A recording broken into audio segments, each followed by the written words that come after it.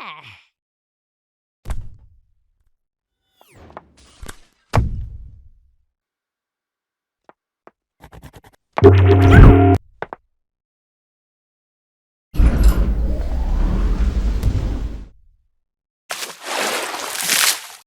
we have a second pendulum example, and this is a bit different because now we're getting into a jointed pendulum.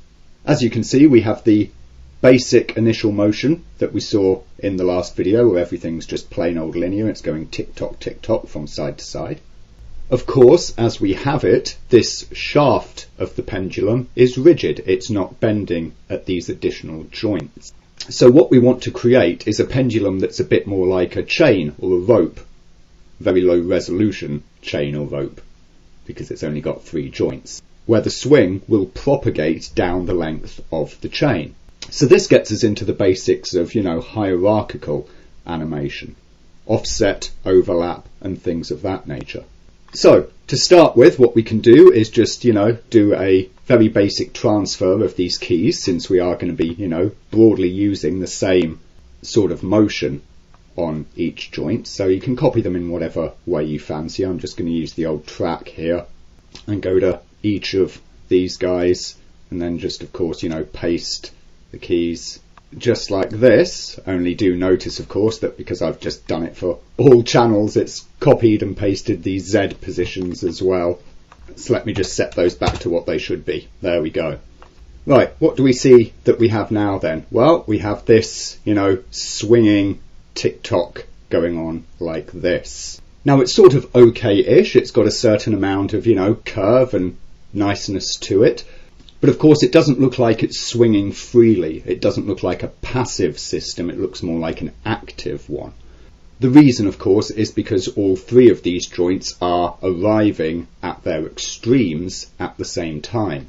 Let's start tidying things up by first of all just coming in here, get our heading rotations only for these guys, and we'll make them all TCB like that. So at least this gives us something that's, nice and smooth in this sort of a look. What we want there to be, however, is some kind of, overlap between these. We want overlapping animation to give a sense of this working out somewhat differently. So let's select both of these bones there. Let's take the heading curves here for bones 2 and 3. That is, of course, these 2 guys. Let's get their heading keys and let's just shove them along in time, shall we? Let's say 1, 2 frames. You can see, of course, the heading curve for bone 1 off here in the background. Also, my track there is now looking a little confusing because, of course, I have other keys. Let me just grab all of the channels apart from the heading there and just get rid of those unnecessary keys. That helps it to look a bit easier here in the timeline. And so there we are. There's the 2 heading curves, as you can see, offset from that bone 1 heading curve in the background there. And what do we see? We get, well, now we're starting to see, of course, we have this overlap. Bones 2 and 3 are arriving at their extremes slightly after bone 1 is. In fact, they're doing it just whilst bone 1 is at its hang point. And what you'll see is that simply, of course, by dragging these frames, as we've already seen, you can change the sort of rate of that overlap, which gives you different levels of, whip and swing appearance to our curve there and how our chain behaves. Of course, at the moment, we've still got bones 2 and 3 in sync with one another. So what we should do as well is to take bone 3 and offset it in time, ideally by the same amount as we offset bone 2. And now you can see that we get this doubled over sort of overlap chain-like behaviour that's going on between these 3 rotations. It's perhaps all a little bit fast, so let's just bring it back so we've got a much tighter spacing. Let's see where we want. Let's go 1, 2, 3, 4, 5, I think seems like a good spacing to me, and so let's check bone 3 has the same. Go 1, 2, 3, 4, 5 like that, and there we get this nice even space like that.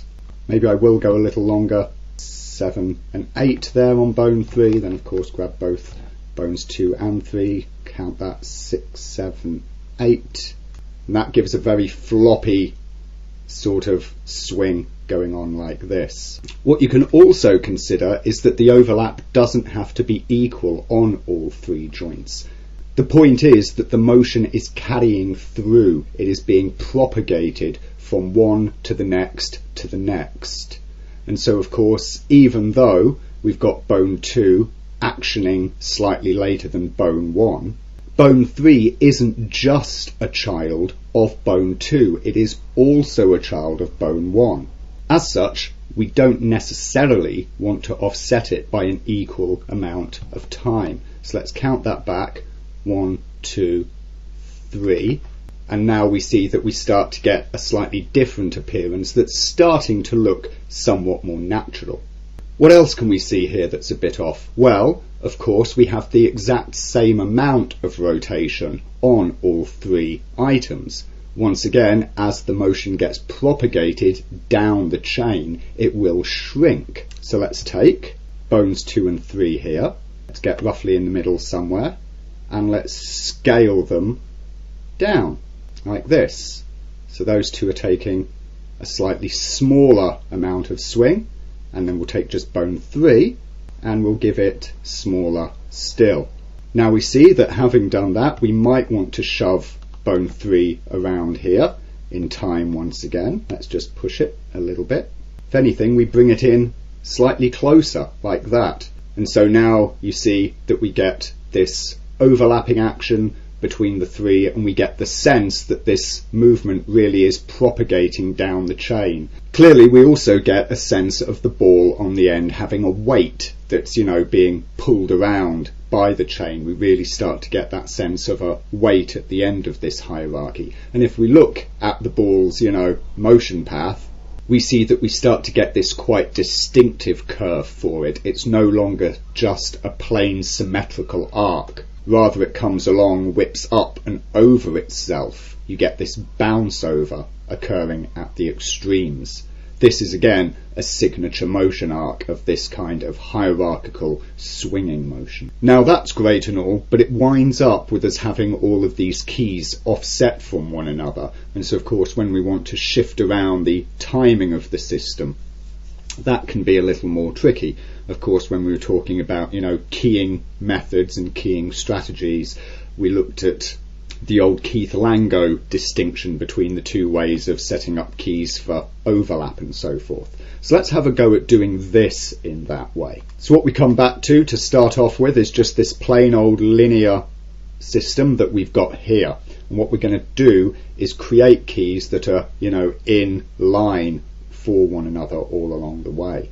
So here's what I'm going to do to start with, and that's use the 4 spacing, which of course we saw in the last video, where I push things off 4 frames either side to create the hold. So you can basically just see what I'm doing there. I'm doing this on all 3, sort of sketching out this curve in a quite linear like sort of curve design. And so there we have it, what we saw in the last video, putting in these linear points to hold our keys in position like this. What we want to do now then is of course start to create the offsets of the motion. So what I'm going to do is come to the channels for bones 2 and 3 there, and what I'm going to do is of course repose these in time against the other. So of course their keys wind up having an offset motion like this, and thus you can see what I'm doing here is beginning to sketch this curve in a different way. So you see at each frame pairing here, I'm just sort of pushing the values back to the value of the key at the earlier time for, in this case, bone 1. Straight away you can begin to see what is falling out of this and where we're keying in the overlapping action. Of course, what you can also notice is that I didn't have a slow out adjustment from the extreme on each of these because I didn't have a keyframe there. And so what you can see in our 3 channels, once we've keyed them all up manually, is that of course we have these lines of keys which exist at the same frame times. So our keys are all in a nice orderly line like this, but of course on each item they are separately overlapped from one another, and as you see here, just with straight up linear keyframes we start to get that sense of overlap and wave occurring through the hierarchy. Once again, we can of course, shrink those motions a little bit on bones 2 and 3 against one another like this, and you can actually see, if you look where I'm putting the shrinks, see how I get them pretty much at the point where the high of one overlaps at the point of hold of the other, give or take a little bit. And so what you can see of course is occurring there is you have this nice straight line running between these points, which helps to sort of get the motions in line with one another. So this sort of rate here, this declining line, represents the decline of rotation that is propagating from one to the next to the next. And the result is that we get out this kind of wave and wobble like this. That still, even though it's all in linear, looks pretty natural and pretty decent. Of course we want to smooth it all out, so once we're done with that we can take all of these keys here, set them to TCB spline. We can just leave them at 0, no need to play with the tension or any of that, but what we get is still this really nice offset motion. But here the offset isn't coming from having these keys pushed around in time against one another, it's coming around from the actual key values and the key poses that we've put in. As such, we were able to get far closer to the final look of our animation before we went through the curve process. So there we have it, a slightly more complex kind of animation where we're dealing with hierarchy, offset, overlap, and of course working this propagation of motion down a chain of items. And of course working it two different ways with two different types of keying strategy. What you should also attempt now is of course to do what we did in the last pendulum video, where we have the swing decreasing with time. There is nothing driving this swing, so each subsequent swing should get a bit smaller and smaller and smaller. Of course, if we want to take a look at a quick way of just doing that with what we've already got, then we can start grabbing each of these and doing a little downscale, next set, some downscale, next set, some downscale, more downscale, and so on, continuing like this to peter out the motion. However, you can also of course do this during the keying process, so I recommend that you have a go trying that out for yourselves.